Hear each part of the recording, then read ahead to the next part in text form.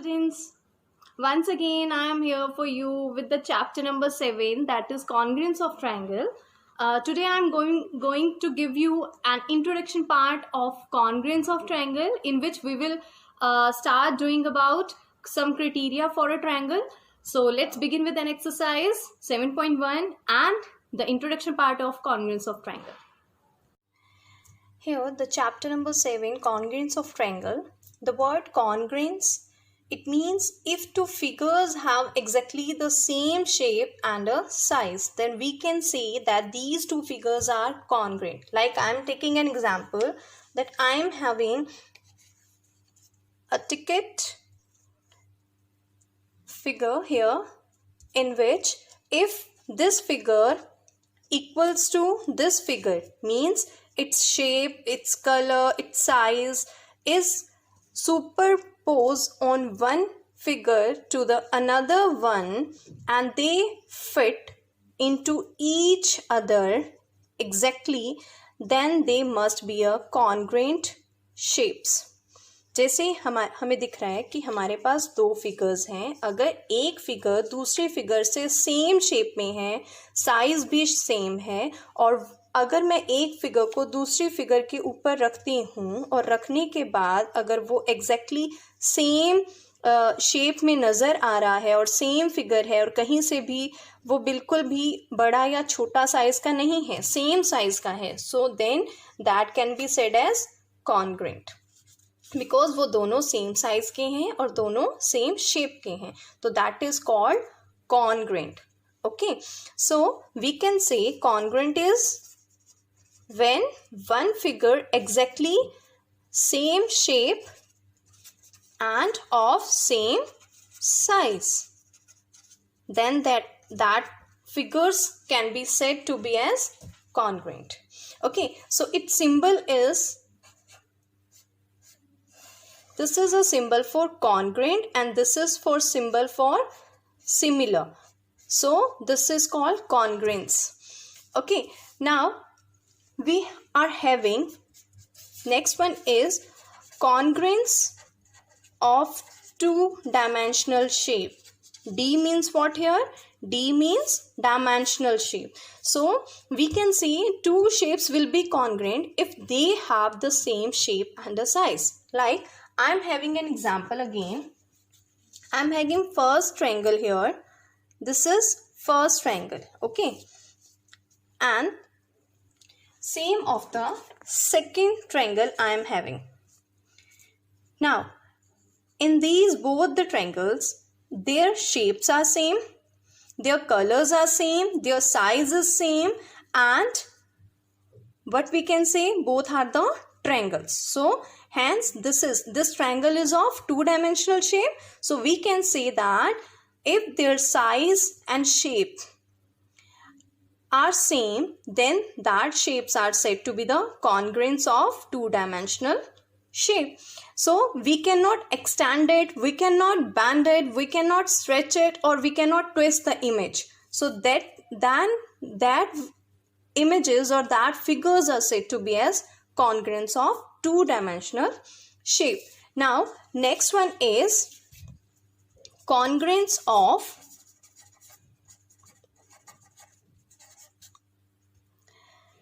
or among line segment. Line segment में क्या होगा, अगर हमने कोई एक लाइन ड्रॉ की है, सपोज मेरे पास एक लाइन है यहाँ से यहाँ तक. ओके, अगर मेरे पास सेम साइज की है और सेम शेप की है, सपोज इस लाइन की डायमेंशन आप मेज़र कर लीजिए. इस डायमेंशन को मैं बोलूँगी 5.5. सपोज हियर इज अ 5.5. सो जो मेरे पास नेक्स्ट शेप होगी, जो भी हमारे पास नेक्स्ट लाइन होगी, that should be of also of equal size. सो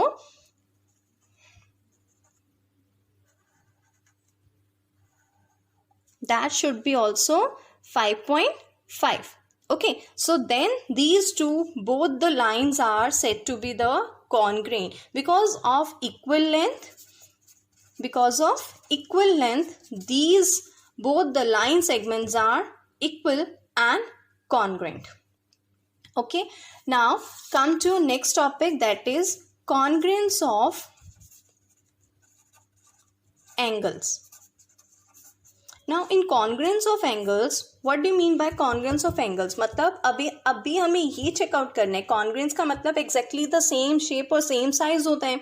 तो अब हम angles में भी चेकआउट करेंगे कि उनका एंगल सेम है या उनका मेजरमेंट सेम है. तो ये डिपेंड करेगा दैट हमारे पास टू थिंग्स होंगी. अगर हमारे पास टू एंगल्स हैं, suppose I am taking here one more example here, that here are two angles. Okay, अब हमारे पास यहाँ पर दो एंगल्स हैं, दोनों एंगल्स का एंगल्स सेम हैं, तो इनके हम ये बोल सकते हैं तो इनके मेजरमेंट भी सेम होंगे. अगर इनके मेजरमेंट इक्वल हैं या फिर ये दोनों एंगल कॉन्ग्रेंट हैं, तो इसका मतलब इनके मेजरमेंट्स क्या होंगे? इक्वल. अगर दो एंगल ऑफ सेम मेजरमेंट्स के दो एंगल हैं, तो वो फिगर्स क्या होंगी? कॉन्ग्रेंट. वो एंगल्स क्या होंगे? Congruent. Okay, now come to next one, that is congruence of triangle. उसमें हमारे पास क्या होता है? कॉन्ग्रेंस ऑफ ट्रायंगल में क्या होगा?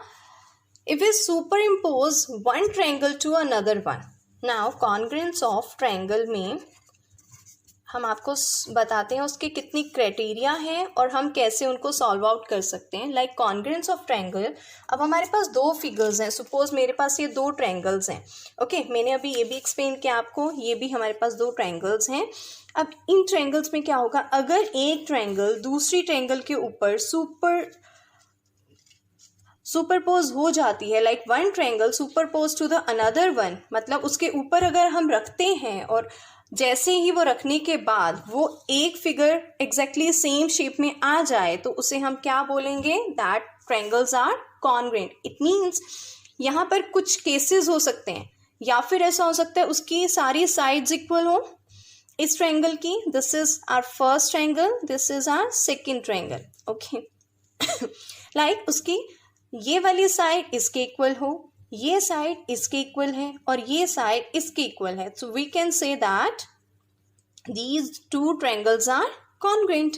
या फिर ऐसा हो सकता है उसके सारे एंगल, लाइक फर्स्ट एंगल इसके इक्वल हो, this angle equals to this angle and this angle C is equals to angle E. तो तब भी क्या होगा? कॉन्ग्रेंट हो सकता है. या फिर इसकी सारी वर्टिसेस इक्वल हों, like A vertex equals to vertex F, vertex C, vertex E and vertex D similar to vertex B. So then we can say this is a congruence of triangle.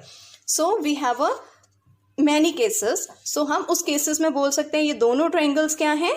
congruent हैं. So हम कैसे लिख सकते हैं? अगर मैं vertices की बात करूं, vertices कौन कौन सी? A सिमिलर होगी F के, C सिमिलर होगी E के और B इक्वल होगी D के. सिमिलरली अगर मैं साइड्स की बात करूं तो AB जो साइड है, this is called AB side, किसके इक्वल होगी? FD के. एंड AC किसके इक्वल होगी? FE के. एंड CB या फिर BC इक्वल होगी DE. Okay, now next for angles, we can say angle A equal होगा angle F, angle C equal होगा angle E and angle B equal होगा angle D. So hence we can say triangle ABC congruent to triangle FDE. One very important thing I want to discuss with you, that मैंने यहाँ पर लिखते हुए क्यों सोचा? Because ए की जगह पर क्या वर्टेक्स है? That is F. And B की जगह पर कौन सा वर्टेक्स है? That is D. And C की जगह पर कौन सा वर्टेक्स है? ई. तभी ये ट्रायंगल्स दोनों कॉन्ग्रेंट होगी अगर वो सेम साइज की हैं और सेम ऑर्डर में उनको लिखा हुआ है. अगर मैंने सपोज इसको लिख दिया BCA,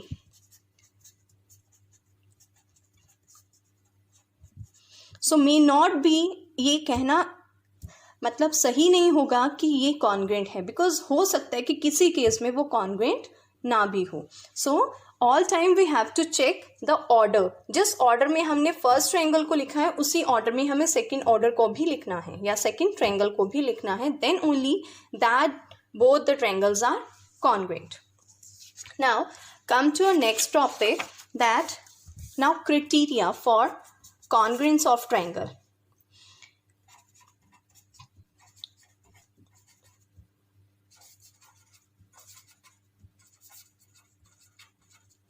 Now criteria for congruence of triangle, in this first one is SSS. What do you mean by SSS? SS means side, side, side. हमने 3 times sides क्यों लिखा है यहाँ पर?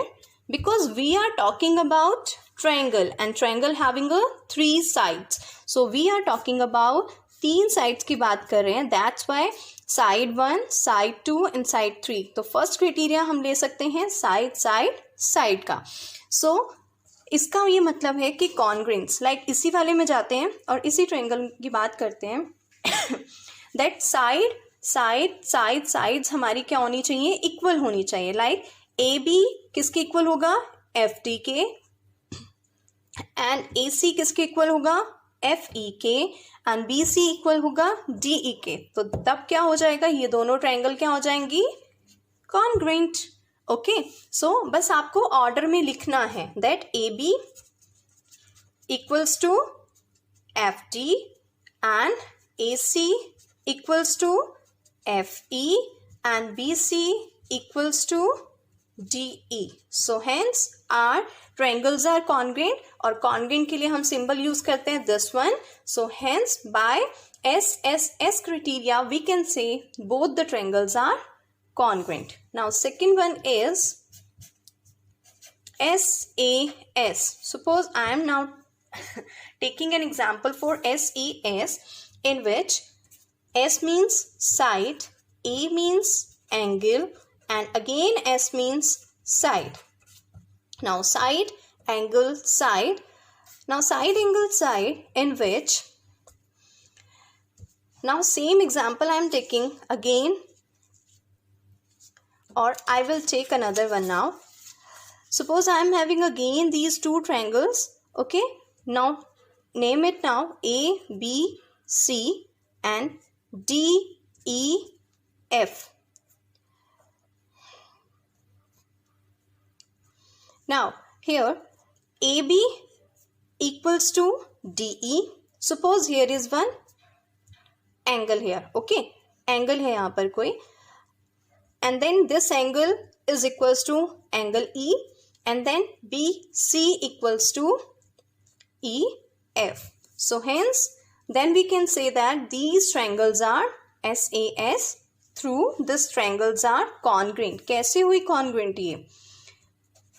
Okay, अब आप मुझसे ये पूछ सकते हैं मैम अगर हमारे पास ये सपोज ये साइड इसके इक्वल हो और एंगल ये वाला इक्वल हो. ओके, सपोज हमें वो एंगल ना गिवन हो और ये वाला एंगल गिवन हो और साइड ये हो, तो क्या हम सेम क्राइटेरिया लिखेंगे? नो, बिकॉज इसका एक सिमिलर ऑर्डर होना चाहिए when you are writing this thing. Okay, जब हम ट्रायंगल के बारे में उस क्राइटेरिया को यूज करेंगे तो उसका एक सेम ऑर्डर हमें यूज करना है so that we can write like this that this triangles are congruent when they are follow SAS. Like here is a side. उसके बाद हम एंगल की बात कर रहे हैं तो एंगल सेंटर में है और हमें एंगल यहाँ भी शो हो रहा है दैट इन दोनों के बीच में here is an angle and again we are talking about side. So then we can say that side, angle, side and they follow the same rule for the congruence of triangle. Now third one is ASA. ASA means angle, side, angle. Now you can take again this example. अब हमारे पास क्या होगा? Suppose this is an angle जो इसके equal होना चाहिए.